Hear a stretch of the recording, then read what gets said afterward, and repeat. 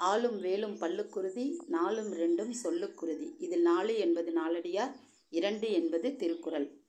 வள்ளுவன் தன்னை உலகினுக்கே தந்து வான்புகழ் கொண்ட தமிழ்நாடு பாரதியார். அணுவை துளைத்தேல் கடலை புகட்டி குறுகத் தரித்த குறள் ஔவையார். தார்மீக வாழ்க்கையின் இன்றியமையாத அதிகாரத்தின் ஒரு பாடநூல். வள்ளுவரின் உச்சரிப்புகள் என் உள்ளத்தை தொட்டுவிட்டன. அவரை போன்ற ஞான பொக்கிஷத்தை தந்தவர்கள் யாரும் இல்லை. காந்தி. கடந்த காலத்தை நிகழ்காலத்தை சந்திக்க செய்து எதிர்காலத்தை உருவாக்கும் பூமியின் மனித குலத்திற்கான நடத்தை நெறிமுறைகளை திருக்குறள் வழங்குகிறது கூறியவர் அப்துல் கலாம். அடுத்து திருக்குறளை பற்றி சில தகவல்கள். எழுதியவர் திருவள்ளுவர். 2 அடி குறள் வெண்பா. அறம் பொருள் என்பம் என 3. அறத்துப்பாலில் 38 அதிகாரம், பொருட்பாலில் 70 அதிகாரம், இன்பத்துப்பாலில் 25 அதிகாரங்கள், 133 அதிகாரம், 1330 குறள்கள், 10 அதிகாரத்தின் பெயர்கள் உடைமை அப்படிங்கிற சொல்லில் இருக்கு. இது 14 கீழ்கணக்கு நூல்களில் 1. வீரமாமுனிவர் லத்தீன் மொழியில் மொழிபெயர்த்துள்ளார். ஜியு போப் ஆங்கிலத்தில் மொழிபெயர்த்துள்ளார். மொத்தம் 170 மொழிகளில் மொழிபெயர்க்கப்பட்டுள்ளது திருக்குறள். முதலில் 1812 அச்சிடப்பட்டது. ஞான பிரகாசம் முதலில் பதிப்பித்து வெளியிட்டார்.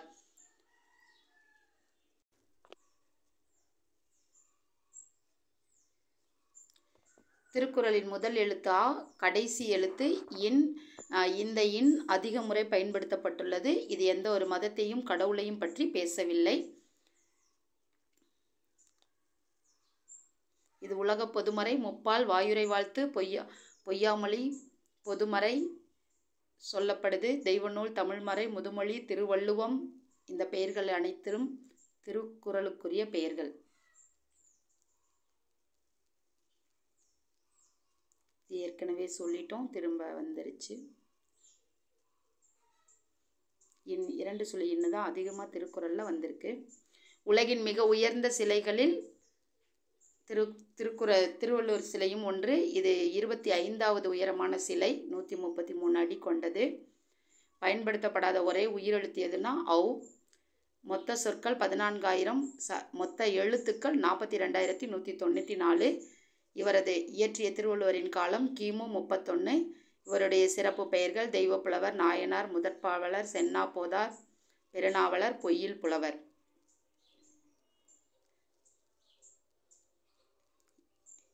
இவரது வேற தகவல்கள் கிடைக்கப்பெறவில்லை.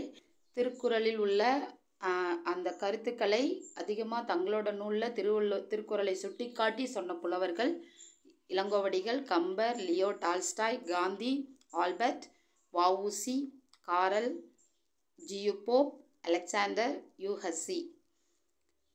அதிகமாக சுட்டப்பட்ட நூலும் இதுதான், சுட்டப்படக்கூடிய நூலும் இதுதான், மொழிபெயர்க்கப்பட்ட நூலும் இதுதான். 40க்கு மேற்பட்ட இந்திய மற்றும் அயல்நாட்டு மொழிகளில் மொழிபெயர்க்கப்பட்டுள்ளது. இது பண்டைய படைப்புகளில் ஒன்று. மொழிபெயர்க்கப்பட்ட பண்டைய படைப்புகளில் இது ஒன்று.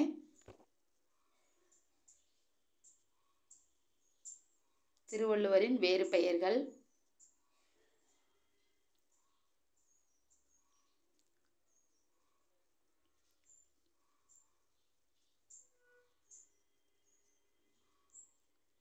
இவரோட பெயர் எதுவுமே கிளியராக எந்த இடத்துலையும் இல்லை அப்படின்னு சொல்லியிருக்காங்க. அவரோட பேரையோ இல்லை திருக்குறள்னோ அவர் எந்த இடத்துலையுமே சொல்லலை. திருவள்ளுவ மாலையில் தான் இது திருக்குறள் அப்படின்னு சொல்லியிருக்காங்க. திருவள்ளுவர்ன்ற பேரையும் சொல்லியிருக்காங்க. திருவள்ளுவ மாலை அதுக்கப்புறம் சில நூற்றாண்டுகளுக்கு பின் தோன்றிய நூல். வள்ளுவருக்கு வாசுகிங்கிற மனைவியும் ஏலேல சிங்கன்ற ஒரு நண்பரும் இருந்திருக்காங்க. எல்லா நூல்களையும் நல்லெண்ணெய் எடுத்து எல்லாருக்கும் பொதுப்பட கூறுதல் வள்ளுவரோட இயல்பு அப்படின்னு சொல்லி பரிமேல் அழகர் சொல்லியிருக்காரு. அடுத்து அலெக்சாண்டர் இந்திய மற்றும் அகில உலக இலக்கியங்களின் தலையாய படைப்பு அப்படின்னு திருக்குறளை சொல்லியிருக்காரு. அடுத்து ஜியு போப் அப்படிங்கிறவர் உலக பொதுமறை உரைப்பதால் வள்ளுவரை பிரபஞ்ச புலவர் அப்படின்னு சொல்லி ஜியு போப் சொல்லியிருப்பாரு. வள்ளுவர் குறைத்ததை வேற யாரும் சொல்லியிருக்க மாட்டாங்க அப்படின்னு சொல்லி ஆல்பர்ட் சொல்லியிருக்காரு. அடுத்து இந்து குறள் அப்படின்னு சொன்னவர் லியோ டால்ஸ்டாய். மகாத்மா காந்திக்கு அவர் இந்து குறள் சொல்லி அதை வந்து இது பண்ணார். மகாத்மா காந்தியும் அந்த அறவழி போராட்டத்தை திருக்குறள் மூலமாக தான் தொடங்கினாருன்னு சொல்லுவாங்க. இது காந்தியோட வள்ளுவரை பற்றியும் குறளை பற்றியும் காந்தியோட கருத்து. ஸோ அவரோட தாய்மொழியிலேயே கற்கணும் அப்படின்னு நினச்சவர் வந்து காந்தி. வள்ளுவரின் பொன்மொழிகள் என் ஆன்மாவை ஊடுருவியவை அப்படின்னு சொல்லியிருக்காரு காந்தியடிகள். மனித உலகின் அனைத்து சிந்தனைகளையும் தன்னுள் கொண்டுள்ளது அப்படின்னு சொல்லி சொன்னவர் யார் அப்படின்னா ராஜாஜி. வாழ்வியலை போதிக்கிற அறநெறிகளில் சிறந்தது திருக்குறள் அப்படின்னு சொன்னவர் KM முன்ஷி. குறு வெண்பாக்களை கொண்டு திட்டமிட்ட சிந்தனை சிறப்பாக வெளிப்படுத்தும் விதம் இதில் திருக்குறள் தான் சிறந்த நூல் சொன்னவர் வந்து அரவிந்தர். அடுத்து ஏரியல் சொல்லியிருக்காரு மனித சிந்தனைகளின் தூய்மையான வெளிப்பாட்டின் உச்சம் அப்படின்னு சொல்லி.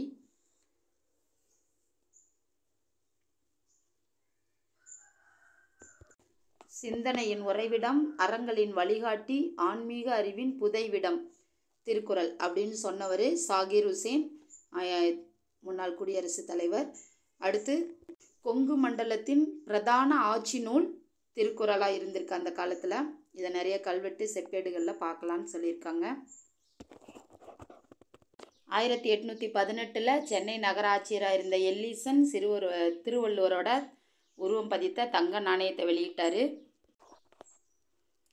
அடுத்து 19ஆம் நூற்றாண்டின் இறுதியில் ராமலிங்க அடிகளார் வந்து மக்களுக்கு குறளை போதிக்கிற விதமாக தினசரி குறள் வகுப்புகள் திருக்குறள் வகுப்புகள் நடத்தினார். 1968 தமிழ்நாடு அரசு போக்குவரத்து கழகம் பேருந்துகளில் திருக்குறள் வந்து வச்சாங்க. திருக்குறளின் நினைவாக 2921 கிலோமீட்டர் தூரம் இயங்கப்படும் தொடர்வண்டி இந்திய ரயில்வே வந்து திருக்குறள் அதிவேக விரைவு தொடருந்து அப்படின்னு சொல்லி கன்னியாகுமரி முதல் புதுடெல்லி வரை தொடர்வண்டி போக்குவரத்து பேரில் இருக்குது.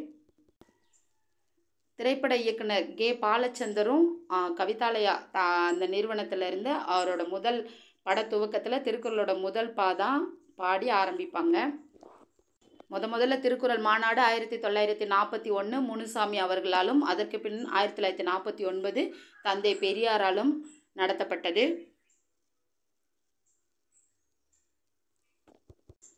சென்னையில் குறளையும் திருவள்ளுவரையும் சிறப்பிக்கும் விதமாக 1976 வள்ளுவர் கோட்டம் அங்கே உள்ள ஒரு தேர் இருக்குது. அதில் வந்து திருவாரூர் தேர் அமைப்பில் இருக்கும். அதுக்கு நடுவில் ஆளுயர வள்ளுவர் சிலையும் உள்ளது. அதை சுற்றிலும் அந்த தேரை சுற்றிலும் 1330 குறட்பாக்களும் கல்வெட்டுக்களாக செதுக்கப்பட்டு பார்வைக்கு வைக்கப்பட்டுள்ளன.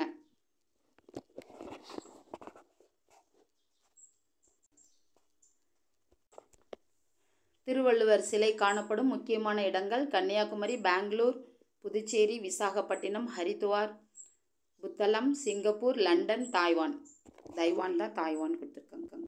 இவற்றுள் மிக உயரமான சிலை அப்படின்னா வங்கக்கடல், அரபிக்கடல், இந்திய கடல் மூன்றும் கலக்கும் கன்னியாகுமரி இந்திய தீபகற்பத்தின் தென்முனையில் உள்ள கன்னியாகுமரியில் 2000 ஆண்டு நிறுவப்பட்ட திருவள்ளுவர் சிலை. தமிழ் மொழியில் அதிகம் சுட்டப்படும் இலக்கியம் வந்து திருக்குறள் சொல்லலாம். இதில் இந்த புறநானூறு, மணிமேகலை, சிலப்பதிகாரம், பெரிய புராணம், கம்பராமாயணம், திருவள்ளுவ மாலை இது எல்லாத்துலேயுமே திருக்குறளோட பேரும் திருவள்ளுவரோட பேரும் சுட்டப்பட்டுள்ளது. திருக்குறள் சிந்தனைகள் இந்த புறநானூறு, புறப்பொருள் வெண்பா மாலை, 10 பத்துப்பாட்டு, சிலப்பதிகாரம், மணிமேகலை, சீவக சிந்தாமணி, வில்லி பாரதம், திருவிளையாடற் புராணம், கந்த புராணம் இது எல்லாத்துலேயுமே இருக்குது. இதில் குறிப்பாக கம்பர் தன்னோட கம்பராமாயணத்தில் 600க்கும் மேற்பட்ட இடங்களில் குறளை சுட்டி காட்டியிருக்காருன்னு சொல்லியிருக்காங்க. திருக்குறள் முதல்ல ஆங்கில ஆட்சியின் போது பள்ளி பாடத்திட்டத்தில் சேர்க்கப்பட்டது. இதில் 275 குறள் மட்டும்தான் 3ஆம் வகுப்பு முதல் 12ஆம் வகுப்பு வரை ஸ்கூலில் சொல்லிக் கொடுக்கப்பட்டது.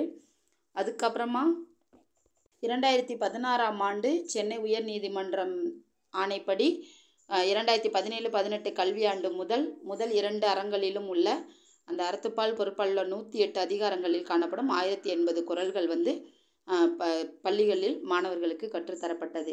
6ஆம் வகுப்பு முதல் 12ஆம் வகுப்பு வரை கட்டாய பாடமாக சேர்க்கப்பட்டது.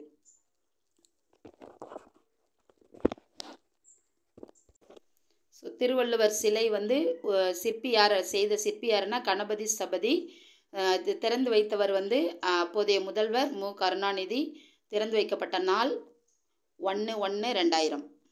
திருவள்ளுவர் சிலை கல் மற்றும் கான்கிரீட்டால் 41 மீட்டர் உயரத்தில் 90ல் ஆரம்பித்து 1999 முடிக்கப்பட்டது. அதன் பீடத்தின் உயரம் முதல் பகுதி 38 அதிகாரம் 38. அதற்கு மேலுள்ள திருவள்ளுவரின் சிலை 95 அடி. பொருட்பால் இன்பத்துப்பால், அந்த பொருளை தான் செல்வம் சொல்லியிருக்காங்க. செல்வம், அன்பு ஆகியவற்றை குறிக்கிறது திருவள்ளுவரின் சிலை. வானத்தை நோக்கி 3 கை இருக்கும், 3 விரல்கள் காட்டினது மாதிரி திருவள்ளுவர் சிலை அமைச்சிருப்பாங்க. அது வந்து அறம், பொருள், இன்பம் அந்த 3 பகுதிகளையும் 3 காண்டங்களையும் குறிப்பதாக சிலையின் தலை கடல் மட்டத்திலேருந்து 2000 அடி உயரத்தில் இருக்கிறது.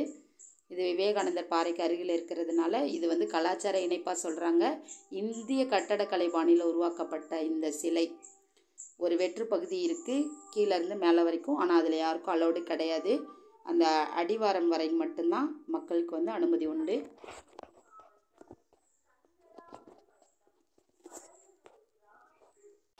அடுத்து, கடல் காற்றினால் அரிப்பு ஏற்படாமல் இருக்க திருவள்ளுவர் சிலை வந்து 4 ஆண்டுகளுக்கு ஒரு முறை ரசாயன கலவை செய்யப்படும். ஒவ்வொரு மூட்டில் இருக்க உப்பு படிவை எடுத்துட்டு காகித கூழ் சிலை முழுவதும் பூசுவாங்க. அது காஞ்சதுக்கப்புறம் அந்த உப்பு படிவை எடுத்துரும். அதுக்கப்புறம் அதை சிலையை அகற்றி அந்த காகிதத்தை கூழ் அகற்றிட்டு அதுக்கப்புறம் அதை சரி பண்ணுவாங்க. இது வரைக்கும் 3 முறை அப்படி செஞ்சுருக்காங்க. 4வது முறை 2017 செஞ்சுருக்காங்க. திருவள்ளுவரை பற்றிய தகவல்கள். பிரெஞ்சு மொழியில் மொழிபெயர்த்தவர் வந்து இதை பெயரில்லாத எழுத்தாளரின் பெயரில்லாத புத்தகம்னு வர்ணிச்சிருப்பார்.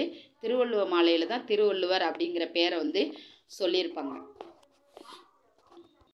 திருவள்ளுவர் சிலை உருவாக்கின சிற்பி கணபதி ஸ்தபதி. அவர் வந்து தென்னிந்திய பாரம்பரிய கட்டிட கலைஞர்.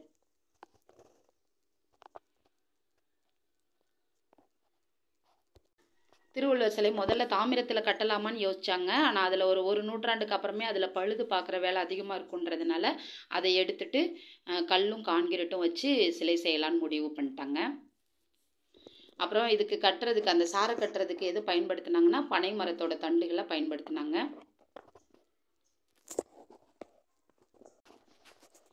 நன்றி.